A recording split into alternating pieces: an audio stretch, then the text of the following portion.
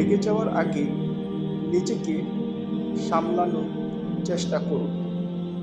কারণ মনে রাখবেন, প্রতিটা রাগই জীবন থেকে কিছু না কিছু কেড়ে নেয়। যদি আপনি আপনার রাগকে নিয়ন্ত্রণ করতে পারেন, তাহলে আপনি জীবনে অনেক কল্যাণ বয়ে আনতে পারবেন। আর যদি আপনি রাগকে নিয়ন্ত্রণ করতে না পারেন, তাহলে আপনি আপনার জীবন থেকে অনেক কিছু হারিয়ে ফেলবেন।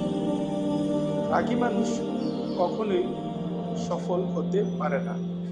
হ্যাঁ, যারা তাদের রাগকে নিয়ন্ত্রণ করতে পারে, তারা জীবনে অনেক কল্যাণকর জিনিস অর্জন করতে পারে।